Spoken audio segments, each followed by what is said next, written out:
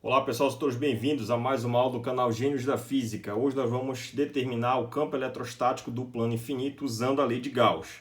Tá? Então digamos que você tem um plano infinito, aqui distribuição de carga sigma, densidade superficial de carga sigma, e aqui na base você tem uma distribuição de carga positiva, aqui em amarelo. Bem, você pode, quando você vai utilizar a lei de Gauss, você tem que escolher uma superfície gaussiana. A superfície gaussiana tem que ser, tem que estar. Como é que você escolhe essa superfície gaussiana? Você tem que fazer uma escolha que tem uma certa simetria com a distribuição de carga. Então, o primeiro ponto, a primeira análise aqui você pode escolher duas superfícies para um plano infinito, Quando eu digo plano infinito, é uma distribuição, você está num ponto muito próximo à superfície, Ela pode ser finita, essa distribuição de carga, mas como o ponto está muito próximo da superfície, essa distância é muito menor comparável às dimensões do plano. Então, nesse caso, você tem um plano infinito e você está desprezando efeitos de borda aqui que podem afetar este resultado. Bem, então a superfície gaussiana você pode escolher duas. Uma é um cilindro, um cilindro passando aqui perpendicularmente à distribuição de carga do plano, ou um cubo ou um paralelepípedo. Então, nesse caso, eu escolhi aqui um paralelepípedo, e aí o que acontece? Então, eu escolhi aqui um paralelepípedo centrado aqui, passando perpendicularmente exatamente no miolo aqui desse plano infinito. Bem, e aí a gente sabe que se as cargas são positivas, por simetria, a gente sabe que as linhas de campo elétrico saem da carga, então para cima aqui elas estão nessa orientação e para baixo aqui essa orientação. Para cima eu chamei de campo positivo, para baixo eu chamei de campo negativo, tá? Essa área onde esse paralelepípedo está cortando o plano eu chamei de S, a área em azul é S+, a área aqui embaixo S-, tá? Da base do paralelepípedo. O meu referencial está positivo para cima, o eixo Z, e a minha superfície gaussiana é o paralelepípedo. Nessas condições, digamos que você queira calcular o campo a uma dada altura aqui em relação à tua referência aqui, que é a origem, aqui por exemplo, a uma certa altura aqui desse paralelepípedo. Então, é exatamente aqui que você traça, a essa distância aqui, você traça a superfície de cima. E equidistante aqui o comprimento acima, você traça uma mesma superfície aqui para baixo. Então, a mesma distância dessa base para cá é a mesma daqui para cá, tá certo? Então, a distância da área verde para rosa e da área verde para azul é a mesma, tá? Então, você traça aqui em cima uma superfície, E como é uma superfície fechada, você vai fechando, No caso, você vai ter 1, 2, 3, 4, 5, 6 arestas, no caso, Que é para fechar a superfície. É uma superfície gaussiana fechada, é um paralelepípedo, é um totalmente fechado. Então, nessas condições, você vai aplicar a lei de Gauss. A lei de Gauss diz o seguinte, que o campo escalar ds, a integral em toda a superfície fechada, é igual a carga interna sobre ε0. Bem, você sabe o seguinte, que esse ds é o elemento infinitesimal de área, e ele aponta sempre para fora da superfície.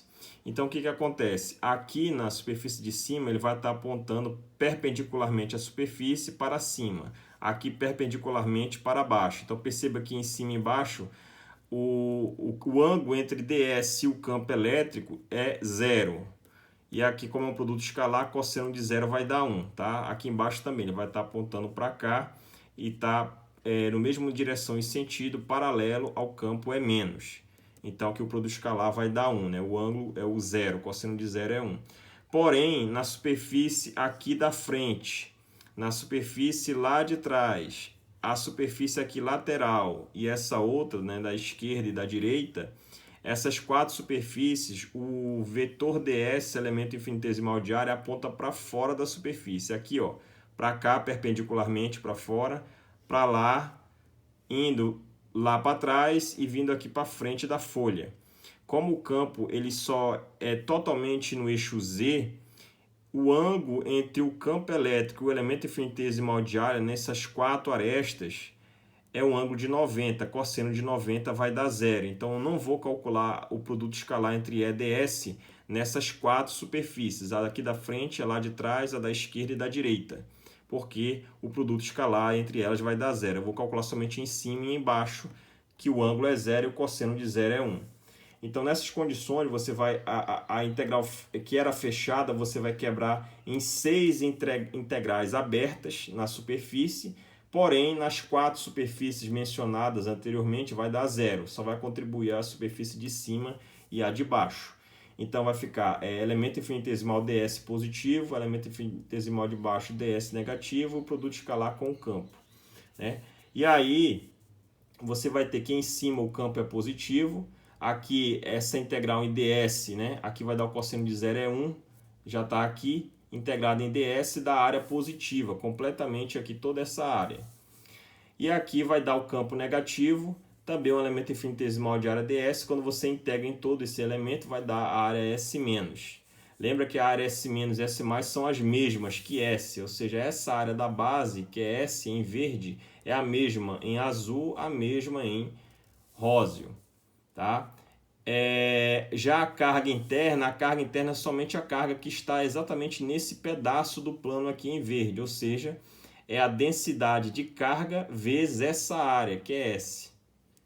Tá aqui, ó, ômega zero, epsilon zero, permissividade elétrica, permissividade do meio, né, que é o vácuo.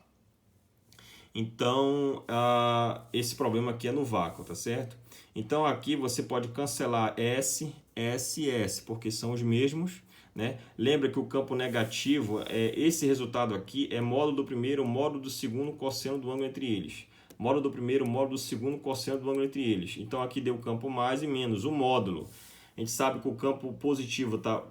ele tem o mesmo módulo que o negativo, porém o que difere um do outro é que um está no sentido positivo crescente do eixo Z e o outro está no sentido negativo do eixo Z, ou seja, um é mais K chapéu e o outro é menos K chapéu, que é o versor unitário de módulo 1 que aponta no sentido crescente do eixo Z.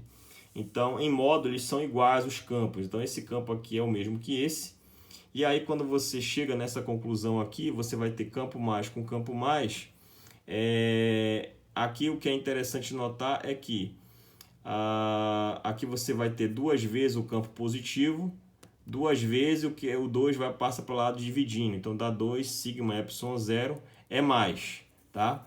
E aí você sabe o seguinte, que o campo positivo ele é mais E K chapéu, se o Z for positivo, ou seja, na região de cima, acima do plano aqui infinito, e se o Z for negativo na parte de baixo do plano, é o mesmo valor, só troca de sinal.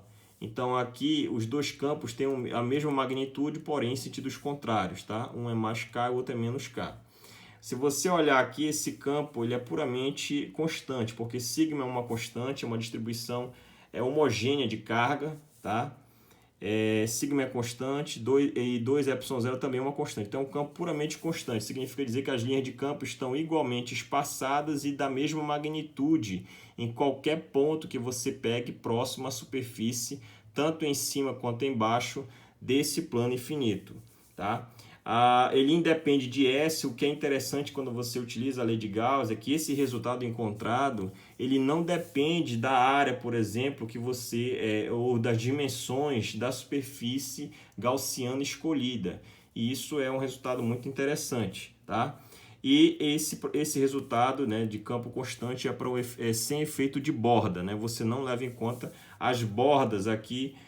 Não afetam esse resultado, porque a distância que você escolheu daqui da superfície azul para verde, da verde para róseo, é muito menor do que as dimensões desse plano, tá?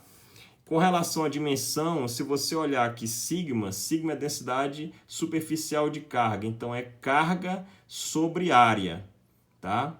E a área a gente sabe que é o produto de dois comprimentos, então é alguma coisa elevada ao quadrado, comprimento ao quadrado e aqui em cima é carga.